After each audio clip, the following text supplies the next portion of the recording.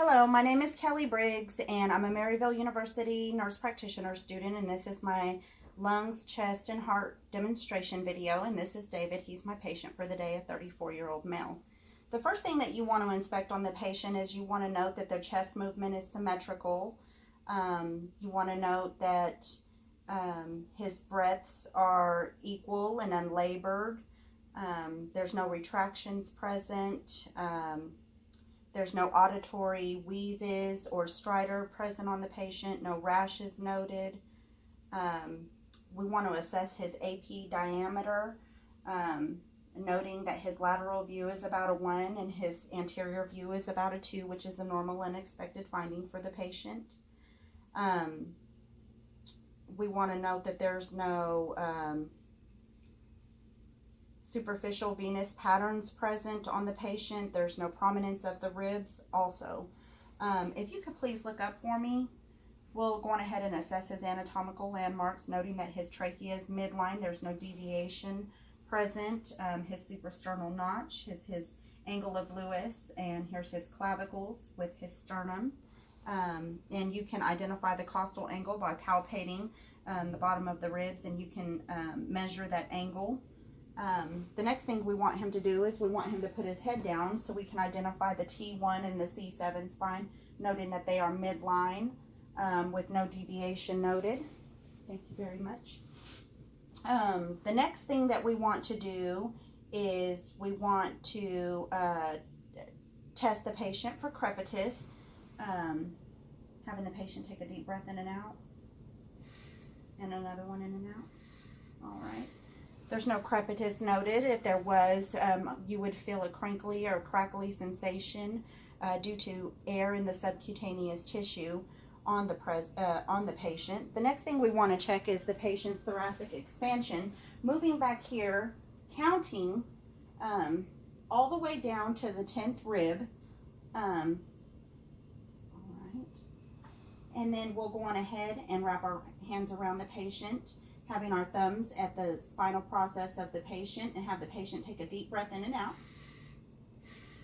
All right, and again. And we want to note that there is bilateral symmetrical movement of my thumbs, noting that his thoracic expansion is equal bilaterally. The next thing we want to test on the patient, we want to move back to the posterior view, and we want you to cross your arms across your chest and lean forward. That way we can have more access to the lungs and bring them more to the surface, and have the patient say 99. 99. Again. 99. Again. 99. Okay. And moving to the anterior aspect. 99. 99. 99. All right, great. And his tactile fremitus was normal. If we suspected that there were any abnormal findings, such as unequal vibration, we would suspect pulmonary edema, excess air, pulmonary thickening, or effusions present on the patient. The next thing that we want to do is we want to test the patient. We want to test the patient's diaphragmatic excursion by percussing the patient posteriorly, noting areas of resonance to dullness, and we'll mark it, and we'll continue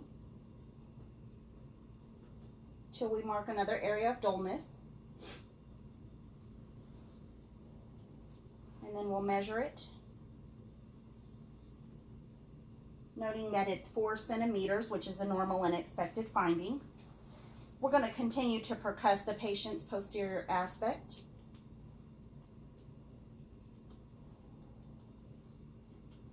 Noting that the posterior aspect is nice and resonant in all areas, which is a normal and expected finding. If you could raise your arms up for me. We're going to percuss the lateral aspects of the patient's lung. All right, and put your arms down. And now the anterior aspect of the patient's lungs. All right. His areas were all resonant. Any abnormal findings would be hyperresonance, dullness, or flatness noted to the patient's lung areas. And we would have to say that the intensity was loud and the pitch was low, duration was long, and the quality was also hollow, which is another normal and expected finding for the patient. The next thing that we want to do is we want to auscultate his breath sounds going to the posterior. All right. And if you could take a deep breath for me, in and out. All right, again. And again. And again.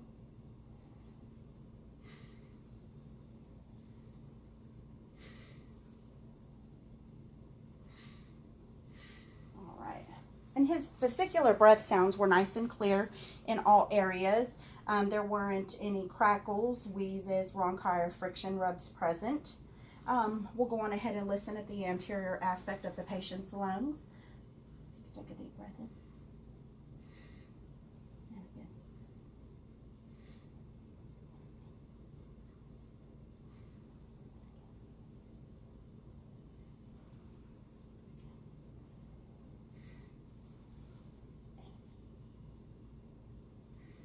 All right. And we want to go on ahead and note that all of his bronchiovesicular and vesicular breath sounds were nice and clear in all areas. There weren't any crackles, wheezes, rhonchi, or friction rubs noted. We want to note that he also has about 16 breaths per minute, which is also a normal and expected finding for the patient. The next thing that we want to assess is the patient's heart by assessing, inspecting the same, noting that there's no jugular vein distension on the present and he has equal bilateral movement of his chest. The next thing that we're going to do is we want to palpate the apex of the heart and then the left sternal border, the base, and then the right sternal border. If you could move forward for me, bringing the heart a little bit closer to the chest wall, the apex, the left sternal border, the base, and the right sternal border. The next thing we want is the patient to lay back, and we want to palpate, again, the apex, the left sternal border,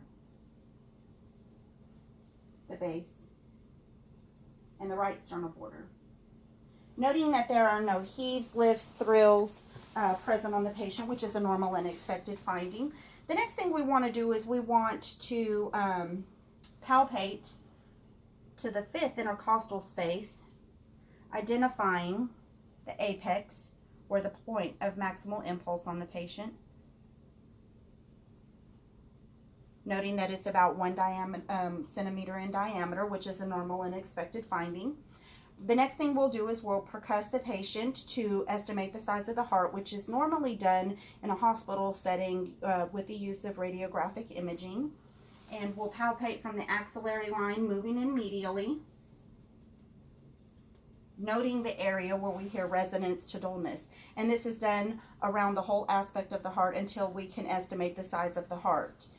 The next thing that we want to do is we want to auscultate the patient's heart sounds using the diaphragm of our stethoscope at the second intercostal space on the right, listening for the aortic valve. Moving on to the left second intercostal space to the pulmonic valve. And then the third intercostal space to the second pulmonic valve. We'll move to the fourth intercostal space, listening to the tricuspid valve. And then the fifth intercostal space at mid-clavicular line to listen to the point of maximal impulse. We're going to go on ahead and palpate the patient's carotid, noting that his S1 and his carotid pulse are synchronous, which is a normal and expected finding. We're going to have the patient inhale deeply. All right. And we want to note that The S1 and S2 are present. There wasn't any S2 splitting. There weren't any S3 or S4 heart sounds. There weren't any clicks or snaps or friction rubs present on the patient's heart. We also want to note that he was at about 65 to 70 breaths per minute at a normal rhythm, which is a normal and expected finding for the patient. The final assessment that we want to perform on the patient is we want him to lay on his left side with his head rested in his arm there. And this time we're going to assess the patient by listening with the bell of our stethoscope. And we're going to go on ahead and listen at the second intercostal space for the aortic valve. And the second intercostal space on the left side for the pulmonic valve. And the third for the second pulmonic valve. The fourth for the tricuspid. And the fifth intercostal space at the midclavicular line